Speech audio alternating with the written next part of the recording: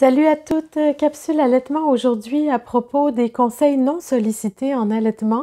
En fait, plus largement, c'est une question qui, qui arrive à partir du moment où vous devenez enceinte, hein, où vous attendez ce bébé. Il va y avoir tout à coup des gens qui vont vous donner des conseils sans que vous l'ayez demandé. Alors, à propos du maternage, de la parentalité et bien sûr, l'allaitement n'y échappe pas. Dans une culture où, en effet, on a un peu délaissé l'allaitement maternel pendant plusieurs décennies. Malheureusement, il y a énormément de gens qui ont choisi de ne pas allaiter ou qui ont eux-mêmes, si vous voulez, ils sont nés ou ils ont évolué dans un environnement qui n'encourageait pas l'allaitement maternel. Donc, parfois, ils n'ont pas été allaités. Et donc, une forme de résilience, c'est de se dire que c'est pas si grave que ça, qu'on s'en sort et que même si tout le monde sait que le lait maternel est meilleur, entre guillemets, comme on disait, meilleur pour la santé et le développement, eh bien, on s'en sort pareil. Donc, je fais partie de cette génération de gens qui ont reçu énormément de préparation commerciale pour les nourrissons et qui ont souvent cette phrase à la bouche de dire que finalement, on s'en sort quand même, on est résilient. Ben, c'est pas faux, c'est vrai que les êtres humains s'adaptent, mais ça ne veut pas dire que c'est forcément une chose qui est facile. Et le problème, c'est que quand on a des jeunes parents qui souhaitent allaiter, qui souhaitent garder leur bébé en peau à peau, en portage, prendre soin d'eux d'une manière proximale, comme c'est un nouveau courant quand même qui revient en fait, plutôt. Parce que les êtres humains sont une espèce de mammifères porteurs et finalement, ça a toujours été dans notre nature instinctuelle de porter nos bébés, de les avoir près de nous et de les allaiter à la demande et autant qu'ils en ont besoin. Donc, les études l'ont montré que le cerveau humain a besoin de lait maternel pendant à peu près 2 ans pour se développer à son meilleur et construire une base de la santé qui soit bonne. Alors, c'est sûr que les gens qui vous disent que quand est-ce que tu vas arrêter de l'allaiter ou faire des associations d'idées un peu douteuses sur le fait que le bébé va être gâté, il va prendre des habitudes, ça va lui enlever de l'autonomie, qu'il a besoin de passer du temps tout seul, par exemple. Vous voyez, tout ce genre de remarques qui, bien sûr, nous enlèvent notre compétence. En fait, c'est une manière de questionner le fait que, comme parents, on fait la bonne chose pour notre bébé. Évidemment, en général, ce sont des personnes plus âgées que nous qui se permettent de nous donner ce genre de conseils. Donc, premièrement, qui viennent d'une autre génération, une autre culture, hein, comme je disais, de parentage au niveau de l'allaitement aussi. Donc, il y avait vraiment une éducation différente par rapport à la parentalité. Et puis, en fait, d'une certaine façon, vos choix questionnent les leurs, dans le sens où parfois ce sont directement nos parents, nos beaux-parents, les gens de la famille, c'est-à-dire des gens qu'on aime, qui vont nous faire des remarques blessantes et sans savoir que c'est blessant. Eux, ils pensent vraiment vous aider et vous rendre service en vous mettant en garde, de faire en sorte que si vous voulez garder votre liberté, votre équilibre, un bon niveau d'énergie parce que vous voulez dormir, il faut absolument rendre le bébé le plus autonome possible. Mais un bébé qui a 3 semaines, un bébé qui a 3 mois n'est pas autonome. On a voulu un enfant et il faut être capable de l'accompagner dans les premières semaines de la vie selon ses besoins. Je vous réfère à mes autres capsules pour comprendre que le nouveau-né est loin d'être mature à sa naissance. Ça lui prend facilement 3 mois à télécharger juste les principes de base pour fonctionner. Et puis évidemment, au cours de son développement, il va acquérir de l'autonomie, mais c'est certainement pas dans les premières semaines ni les premiers mois en fait de sa vie qu'il va réellement s'en aller vers l'autonomie.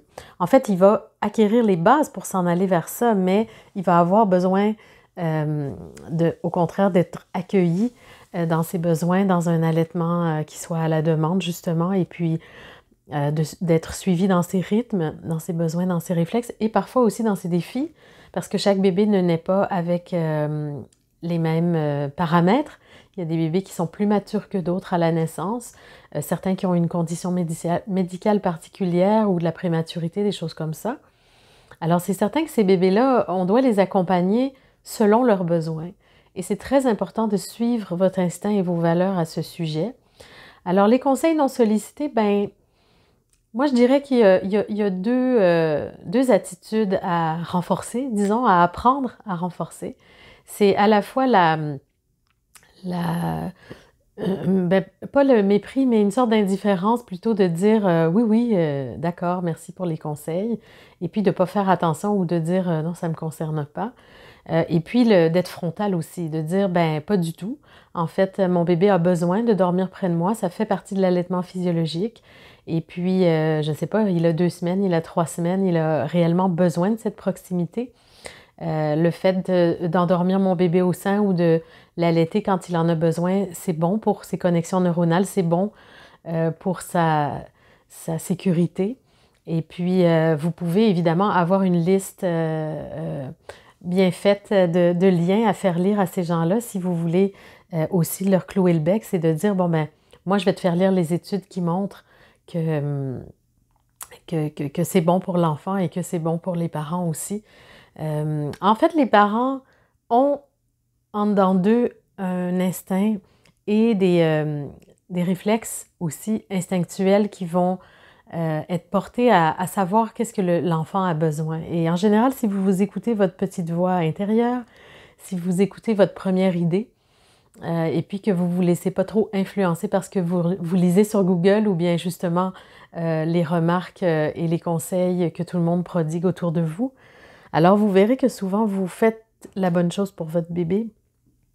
Alors, au-delà d'une culture qu'on perpétue, hein, de ne pas gâter les enfants, ben il y a autre chose. Il y a aussi la maman tigre, la maman ours qui sait exactement quoi faire, même si elle n'a pas pris des cours prénataux et même si elle n'a pas une conseillère en lactation à côté d'elle. Donc, aussi, moi, je répondais ça à mon troisième enfant quand j'étais un petit peu plus affirmée, que j'avais confiance en moi. Je répondais aussi comme à la personne, ben, quand j'aurais besoin de conseils en allaitement, j'irai chercher une professionnelle en lactation ou la prochaine fois, je demanderai des conseils professionnels. Donc, parfois, les gens sont un peu choqués, mais c'est une façon aussi d'affirmer que quand vous aurez besoin d'aide ou de conseils, vous le demanderez tout simplement.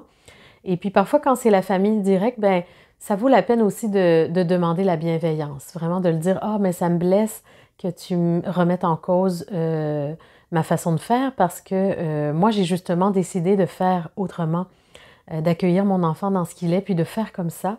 Donc, j'aimerais ça être respectée. Juste cette simple phrase, ça cloue le bec à votre interlocuteur ou interlocutrice. Alors, c'est sûr que ça peut paraître insolent, hein, si c'est votre belle-mère ou même votre mère. Mais parfois, c'est fou, hein? C'est un grand-oncle, un cousin, un inconnu dans la rue, une madame du supermarché qui ne vous connaît pas du tout et qui va vous dire quoi faire. Alors, avec ces gens-là, c'est plus facile de dire je vous remercie, mais je sais ce que j'ai à faire avec mon enfant, ça ira. Euh, Pas besoin de vos conseils. Donc, affirmez-vous, soyez forte. Et puis, ben, je dis forte pour les mamans, mais euh, les papas aussi peuvent prendre la défense de leur enfant et puis répondre aux personnes qui viennent questionner vos façons de faire. Donc, bon courage, le temps des fêtes arrive et c'est toujours une période un peu pas évidente à ce niveau. Alors voilà. Alors, ben, c'est tout. En fait, j'ai une présentation Facebook à ce sujet. Vous pouvez aller regarder sur ma chaîne YouTube. Et puis, n'oubliez pas de mettre le pouce, de vous abonner à ma chaîne. Et puis, on se retrouve bientôt pour d'autres sujets allaitement. Bonne journée!